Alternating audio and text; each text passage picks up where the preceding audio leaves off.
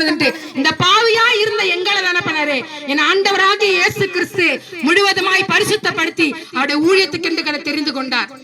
வைராக்கியம் என்ன தெரியுமா? இன்னும் சாதிக்கணும், இன்னும் சாதிக்க நினைச்ச காலங்கள்லாம் உண்டு.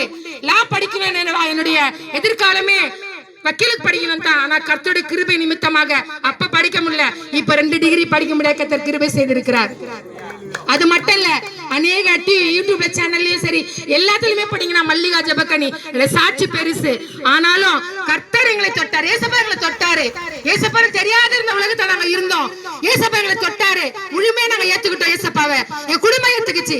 இன்னைக்கு பாத்தீங்கன்னா மறுத்து போய் ஆகஸ்ட் மாசம் 28ஆம் தேதி ஆஞ்சப் பண்ணாங்க. எனக்கு 7 நாள் ஹாஸ்பிட்டல் இருந்தேன். நானு ஜுரம் வந்துருச்சு, எல்லாம் வந்துருச்சு.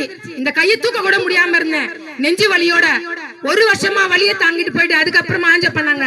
இன்னைக்கு இந்த கையை அசைக்க கூடாதுன்னு டாக்டர் சொன்னாங்க. இதே கையால நான் அசைச்சு பேசுறேன். என்ன வந்தாலும் இயேசுக்காக நான் வாழ்வேன். அந்த ஒரே ஒரு வைராக்கியம் தான். அன்பு பிரியமான தேவ ஜனங்களே, உங்களுக்கு ஒன்னே ஒண்ணுதான் சொல்றேன். நான் பேசுறது உங்களுக்கு எல்லாம் கேட்கும். அந்த வார்த்தை நீங்க கேட்டு போகும்போது ஏசப்பா எனக்கு ஒரு சுகத்தை கொடுங்க ஆண்டவரே. இவங்க இவ்வளவு சாட்சி சொல்றாங்களே, நீங்க பலவீனமா இருக்கலாம், கடன் பிரச்சனை இருக்கலாம், உங்க வீட்டுல பிரச்சனையா இருக்கலாம், எல்லாத்துக்கும் தீர்வு யாருன்னா என் ஆண்டவராக இயேசு கிறிஸ்து ஒருவர் மாத்திரமே. அவர் இல்லைன்னு வச்சுக்கீங்களேன், நாங்க கிடையாது. நீங்க விசுவாசம், நீங்க அப்படி இருப்பீங்க. அக்கா, தங்கச்சி, அப்பா, அம்மா எல்லாருக்கும் சொல்றேன், உங்களை போல ஒரு பாசம் உள்ளவங்க எங்களுக்கு யாருமே இல்ல.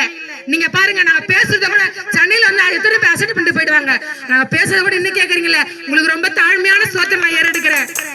அன்பான உங்களுக்கு நான் ரொம்ப நன்றி நான் சொல்றேன். இவ்வளவு நேரம் நாங்க பேச நீங்க கேட்டீங்க, உங்களுக்காக நாங்க ஜெபம் பண்றோம். இயேசு ஒருவரே சுகம் கொடுக்கிறவர், இயேசு ஒருவரே ஜீவனை கொடுக்கிறவர், இயேசு ஒருவரே கல்வாரி சிலுவையிலே உங்களுக்காக எனக்காகவும் கல்வாரி சிலுவை ரத்தத்தை சிந்தினவர் என் ஆண்டவராக இயேசு கிறிஸ்து ஒருவர் மாத்திரமே. அதை விசுவாசினா போதும். நீங்க மதம் மாறுங்க, அதெல்லாம் மனுஷ மாறுங்க சொல்லல, இயேசுன்ற ஒரு தெய்வம் இருக்கிறாரு அப்படின்னு சொல்லதான் நாங்க வந்திருக்கிறோம். நீங்க எப்படியா இருந்தாலும் எங்களுக்கு கவலை இல்ல. நாங்க சொல்றத காதுல கேட்டு போனீங்கன்னா போதும். கேட்டுட்டு ஏசப்பா கால் வலிக்குதாண்டவரே, 100 நாள் வேலையில போனாதாண்டவரே 10 நாள் கொடுக்குறாங்க, அப்புறம் கொடுக்க மாட்டாங்க ஏசப்பா அப்படின்னு நினைக்கிறீங்களா? உங்களுக்கு மாசமானா 30 நாள் உங்களுக்கு வேலை கிடைக்கும். ஏசப்பா மட்டும் நினை. ஏசப்பா ஒரு நாளைக்கு 400 ரூபாய் 410 ரூபாய் சொல்றாங்க, அதுக்கும் மேல ஏசப்பா உங்களுக்கு கூட்டி கொடுத்துறீங்க. நீங்க நிறைய உங்களுக்கு வந்து கஷ்டங்கள் இருக்கும், எல்லாத்தையும் மாத்தி என்ன பண்ணுவாரு ஏசப்பா உங்களுக்கு 600 ரூபாய் சம்பளம் கொடுக்க போறாரு. கொடுப்பாரா கொடுக்க மாட்டாரா? நான் நினைக்கிறேன் நிச்சயமா கொடுப்பாரு. அப்படிதான் உங்களுக்கு என்ன பண்ண போறாரு ஏசப்பா நிச்சயமா உங்களுக்கு தந்து உங்களுடைய பிரச்சனைகள், பாரங்கள், கவலைகள் எல்லாவற்றையும் மாற்றி என்ன பண்ணாரு, குடும்பத்தெல்லாம் ரட்சிப்புகளாய் கொண்டு வருவார் ஏசப்பா. உங்களுக்கு பலவீன பாவம் 1 நாள் வேலை செஞ்சுட்டு கஷ்டமா போவீங்க.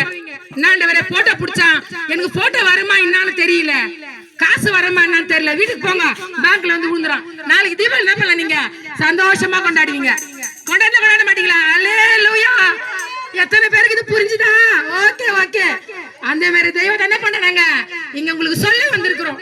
அந்த இயேசுவை நம்மளுக்காக ஆண்டவரை அடிக்கப்பட்ட அந்த இயேசு என்ன பண்ணா நாங்க சொல்ல வந்திருக்கோம். உங்களுக்கு இவ்வளவு நேரம் பொறுமையா எங்களோட சொல்ற அந்த இயேசுன்ற சொல்ற வார்த்தை கூட இங்க கேட்கறதுக்கு கர்த்தர் உதவி செய்திருக்கிறார். உங்களுக்கு எல்லாருக்கும் என்ன பண்றேன், மனமார்ந்த ஸ்தோத்திரங்களை ஏறெடுக்கிறேன்.